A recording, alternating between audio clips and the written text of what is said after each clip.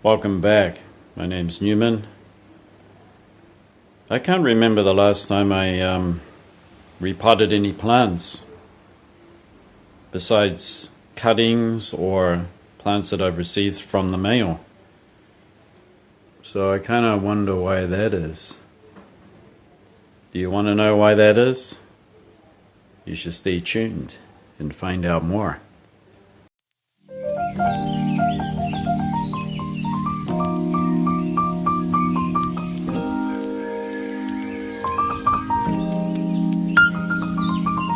Hi, welcome back to my life of plants. I'm Newman.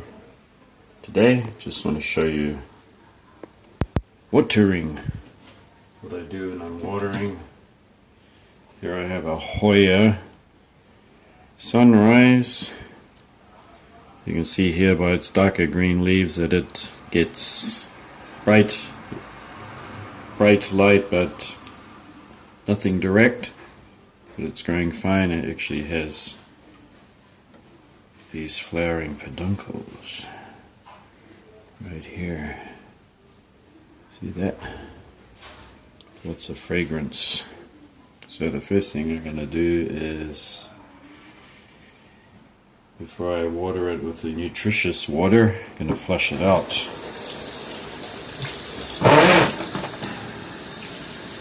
Means I'm going to fill this whole thing right up until it's overflowing.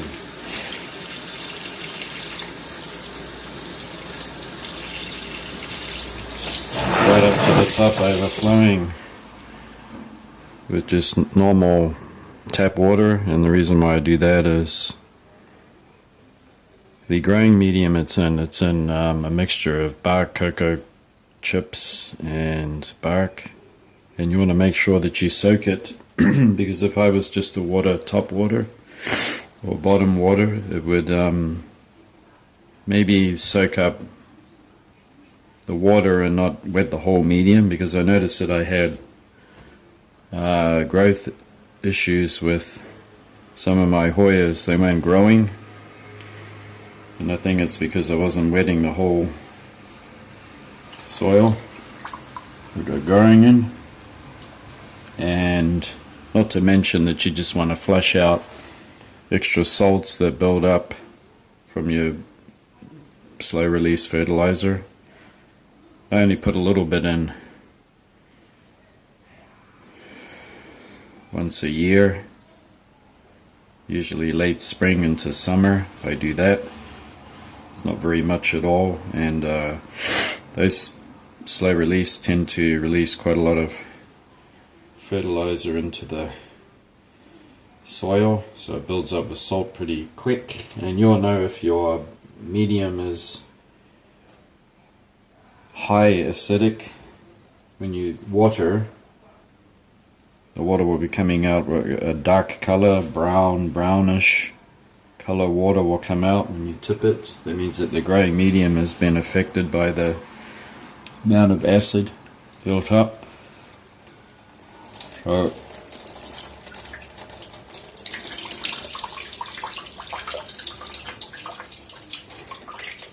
give it a good soak. Tip it. As you can see there in this sink, I don't know if you can see that. Trying to look on my camera here. So you can see that their water is pretty clean, right? That means that the growing medium is not rotting. It would rot exponentially fast. If you were putting fertilizers in and not flushing it out, it would just start rotting the medium and the roots would just all collapse and die. And this is the nutritious water. So what's in here is 1 drop, not even that, of dechlorinizer that you use for fish tanks. And it has a little liquid fertilizer that has magnesium and calcium in it, and it also has dolomite lime that is put into a little squirting bottle, and when all the particles settle at the bottom of the bottle, I just squeeze it and I just get nothing but very fine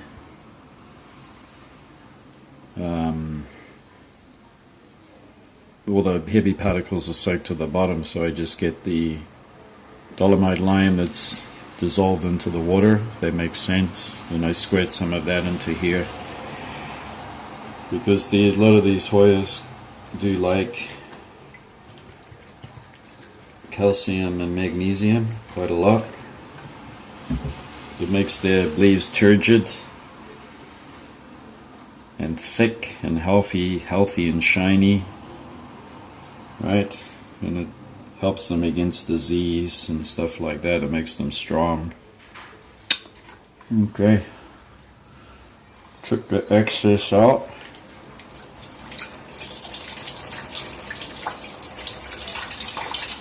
You want to know what's in my mouth?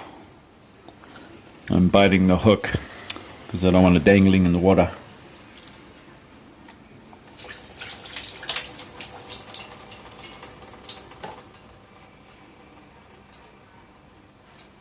Now, you might be asking, why am I tipping out all the water out of this cache pot? Because this particular plant is hanging somewhere where it's not that hot at the moment, and it will keep quite moist for the next few days, gradually dry out. But I just don't want extra water in there because this one is not hanging in such a lot of sunlight, so it's not going to dry out that fast. But if it was hanging in a direct sunny spot, probably leave a little bit, half an inch of water in the reservoir. But you just got to be careful with that. If you have lower temperatures, drops in temperatures, you can cause rot, because the plant will just go a little slower with its growth, so it won't suck up as much water and it can just stay in the bottom. But that's not for all Hoyas. I just noticed it a lot with Hoya Sunrise. Hoya carnosa doesn't mind having the extra bit of water in the reservoir. It seems to be a thirstier plant. Now that it's watered, it will be another week. But if it's not, it's going into autumn now, so if it doesn't get too hot, you know, when I take it down, I might not need water at all for 2 weeks. The ones in the bedroom, however, they still get a lot of direct sunlight through the window, and they dry up quite quick, so they do get a additional watering during the week. It's not a thorough soaking like this, however. It's just a quick watering on the top there to keep the roots hydrated, because there's nothing worse on a Hoya. It's dried right out, bone dry, and then been left for 2 more weeks after that, and then you water it, and then that causes rot with the plant. So if you do have a Hoya that's absolutely dried out to the bone and you want to re-water it, should start off with a little bit, and even better than that, you should take it to the sink and soak it, and then drain every last bit of water out, and then put it in a very warm area with plenty of sunshine. Okay, definitely don't leave any water in the reservoir in the pot there if you do have a not really dry Hoya. Okay, so this has been watered. So I soaked it first, right, so that all the medium is nice and wet, there's no dry spaces in there. I drained it out, and then I put the nutritious water in, and I drain that out, and there's probably just a little bit in the reservoir. Now, why do I have a reservoir?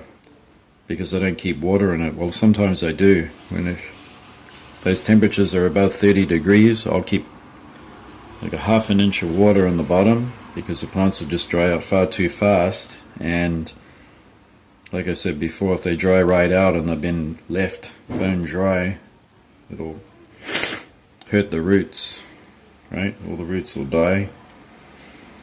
And that's why I've got it in here. It also helps to keep the humidity around the roots. It's to hold a little bit more moisture to stop it from drying out too quickly. That's the reason why I have it, because if I didn't, being this porcelain pot, it would just dry out far too quick. So why don't I just put it in a plastic pot? Well, some of the Hoyas don't like to particularly be in plastic. It's the weather during the summer can get really hot, and inside there is just a lack of oxygen flow mainly, which can also damage the roots. So you just want a happy medium. You just want to have some oxygen flow. You want a nice mix that drains fast. Now it doesn't have to be the bark and pumice. It could be cocoa coir and a little peat mixed with perlite or sand. You just got to play around. I mean, I have a Hoya curtisii, and I've been trying to grow it in sphagnum and a mix of a little moss with bark and pumice, but it didn't like it. And I think the reason why is even though it was in a reservoir like this, right? I found that it dried out quite quickly, and also I don't think it wanted to grow in a epiphyte mix. I put it in actually ordinary potting mix mixed with red akadama clay that retains moisture. Also has a good air circulation, but it likes that. Now it's taken off. I'm going to show you it. Hang on a minute.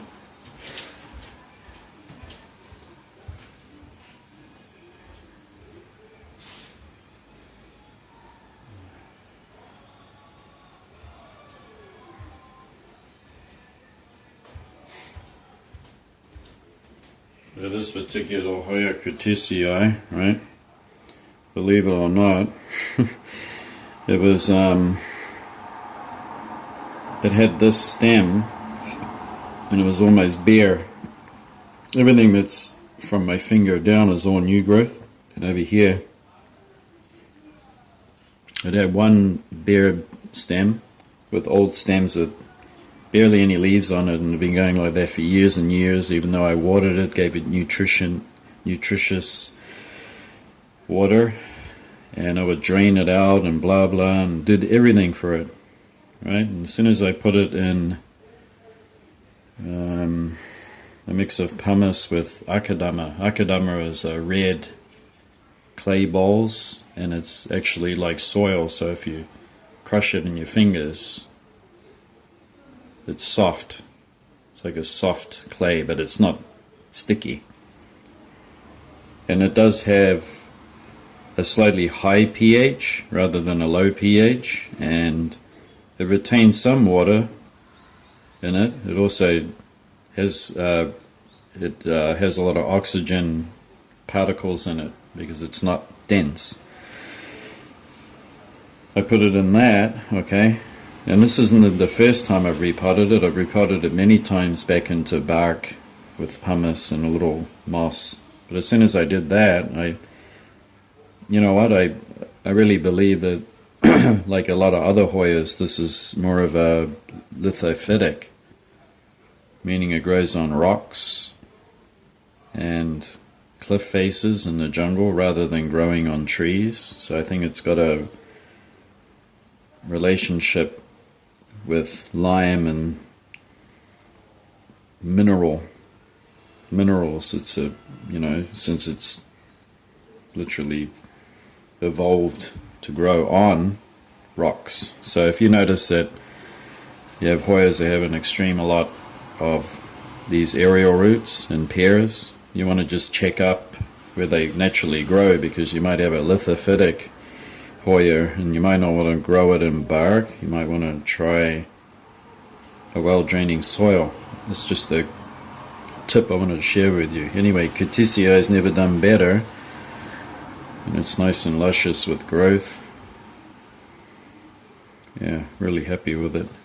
Looking forward to its flowers, and eventually I will propagate it to give away, of course. Remember, you can fall into the propagation habit just because it's fun to do. Sometimes you can't get rid of the plants, right? There's very far and few in between people that I meet that are like interested in plants a lot, but you do find some. Anyway, I just put this away.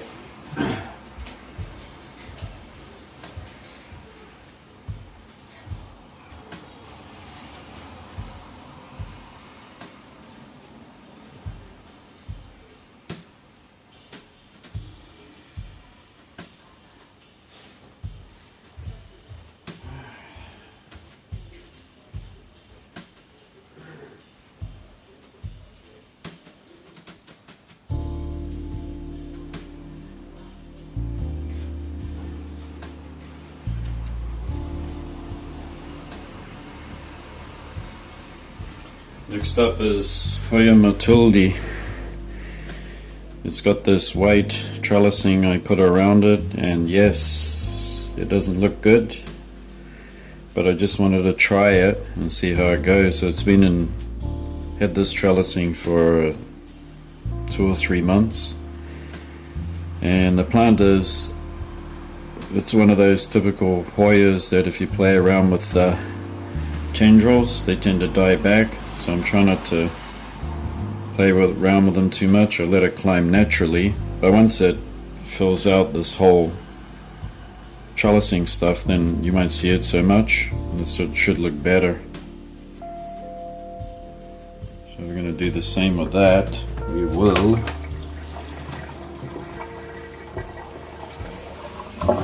We just put that guard on it, and there's a catch inside the drain there, but I just don't want big pieces to go down and be able to catch them. So we'll give it a good soak first. Okay, municipal water in Japan is a pretty neutral pH, and it doesn't carry a lot of heavy metals in it because the landscape of Japan is very rocky. It's very rocky, and our rainfall is high, therefore the water travels over the land quickly and goes to the dams. It doesn't sit or have time to build up heavy metals in it. So the water exchange is pretty quick. So you won't find a lot of calcium and silica and all of those things in it.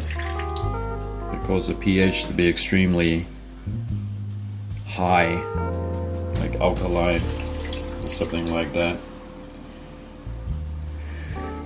So we're able to use just straight water without any effect on the plants. It won't hurt them, and they don't add too much chlorine. There's another mineral these days that they use instead of that, and Japan doesn't use fluoride in their tap water, but they got reasons for it. You're probably going to say, well, everyone's got rotten teeth, and no, not in the modern world. Not in the modern world.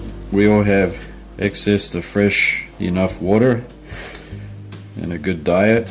So that was something of the past, so don't get that mixed up with water. It's a diet thing. What you eat will affect your teeth from the stomach, right? Okay, so we gave it a good soak. We're going to tip it out now, and by having the plug set there, I can actually have a look at the water. So the water is clean. That means that that just tells me that it's not acidic. It's a pH of about 6, 5.5 to 6. If that was cloudy and dirty, that would just tell me straight away that this mix is getting very acidic, and somewhere down the line I've forgotten to flush it out after using fertilizers. A lot of you will probably think this flushing out thing is, I say it too often, but if you are growing outdoors and you have rainfall, the rain takes care of that pH business for you. Absolutely. Rainfall will just clean out the medium. It'll get rid of anything that started to rot a lot, and materials that are carrying fungus, or they have the potential to bring bacteria especially. It gets all flushed out by rainwater. I'm just mimicking what nature does, basically, and it works. It's got these nice new tendrils here, see that? So I'm going to put this one back, and I'm going to put back Sunrise. I'm going to bring out a real big Hoya for you to look at, so stay tuned for that.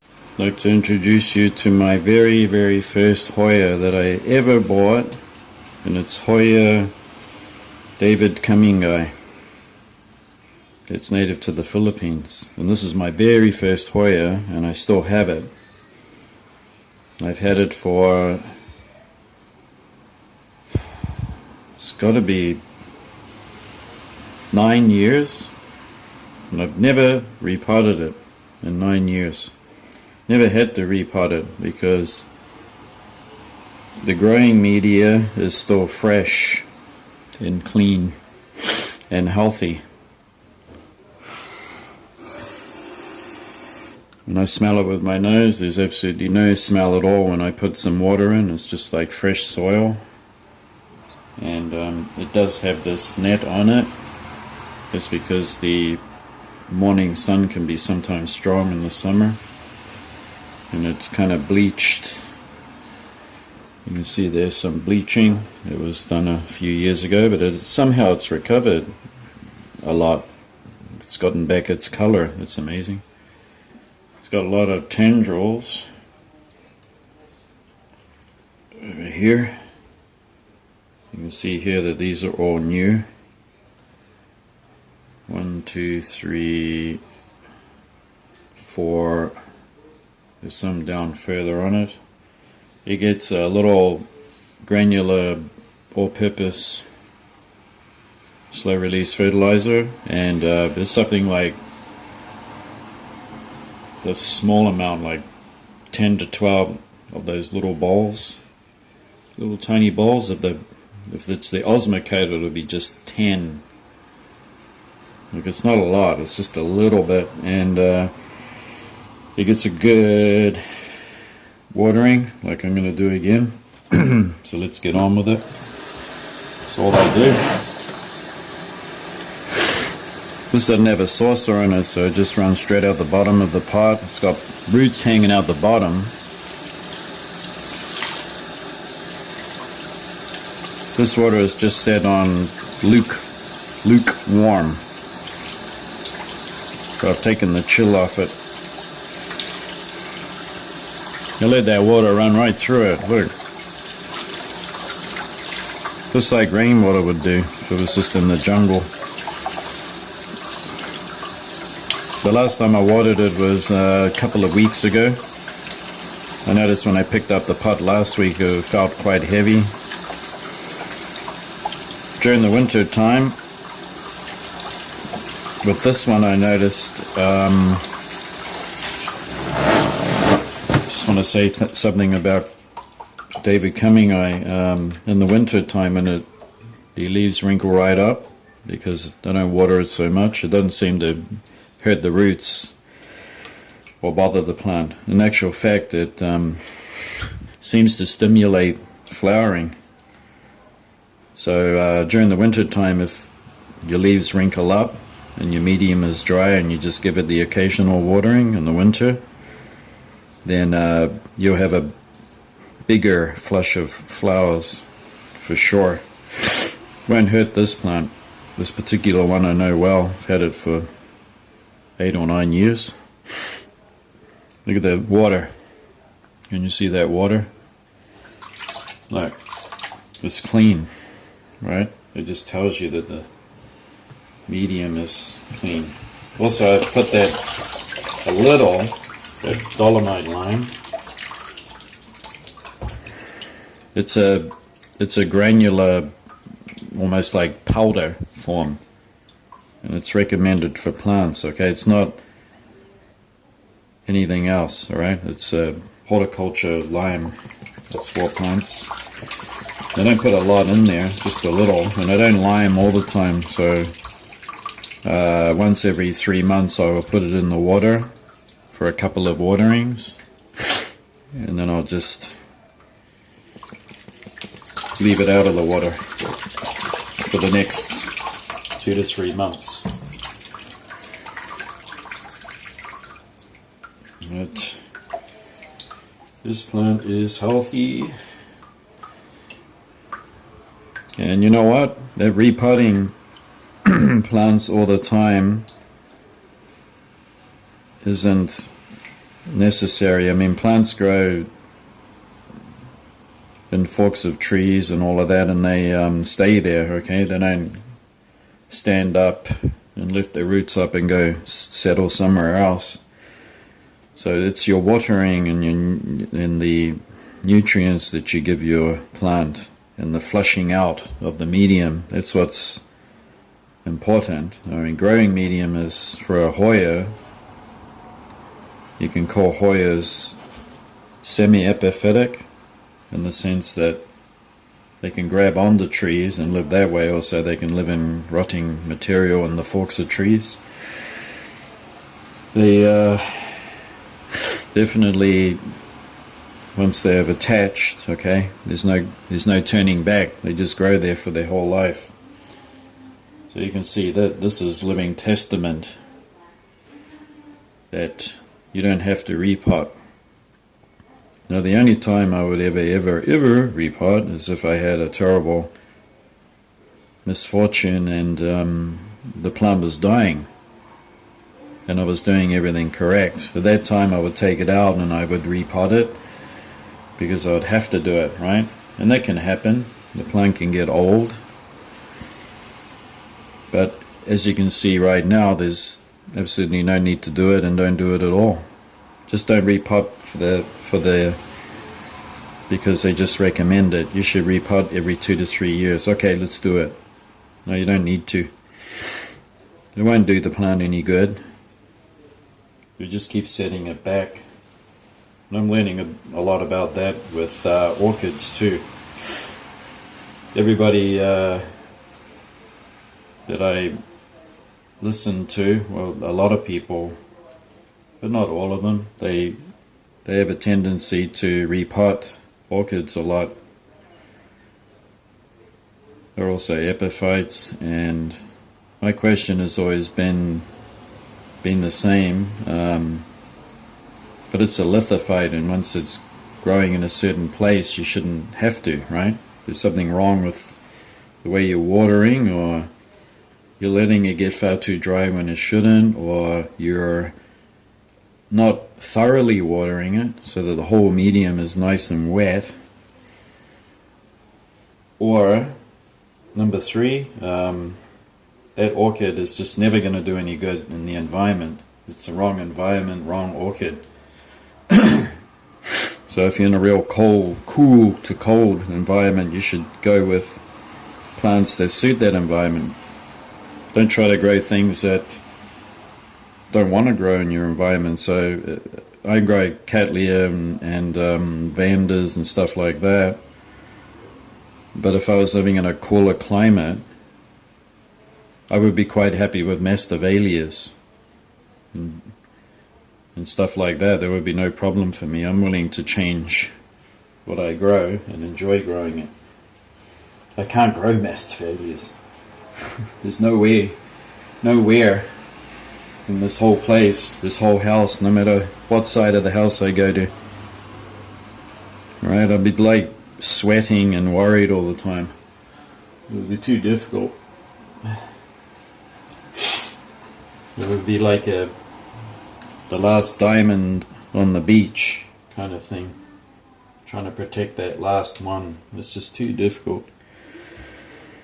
And the plants are not difficult things to grow. It's just where you grow them, isn't it? So there it is. Had it for 8 to 9 years. Looks great, doesn't it? So that's all I'm doing.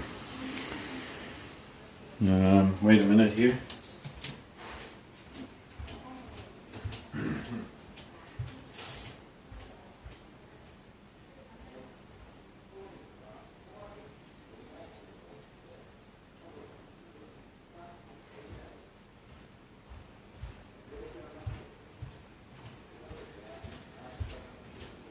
Right.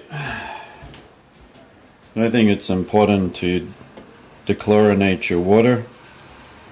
Chlorine is, it even irritates people's skin, right? Some people, when they have a shower like twice a day, their head's itching like crazy. This is it. Actually, you can buy it at most stores. It's for fish tanks. It's a dechlorinator. What it does is it breaks up the chemical chlorine so that the plants don't have to go through misery trying to suck it up through their system and get rid of it because it's so strong. And in here is dolomite lime, and it's a powder form for horticulture. It's in a squirty bottle, right, so that I can squirt it, and the heavy particles are settled on the bottom. So in here is the remaining fine particles mixed with the water. And I just give it a couple of good squirts into those bottles there, because it's a macronutrient, so you don't need to like overdo it. And in here is another squirty bottle that I keep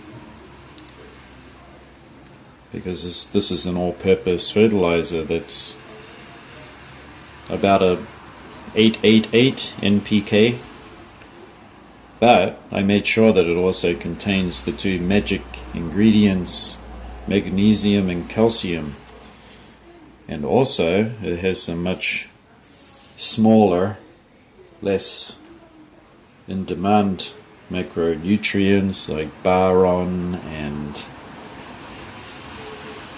those other kind, and zinc, right, and silica. So it contains those too. So this is a fertilizer that you really want. Regarding epiphytes and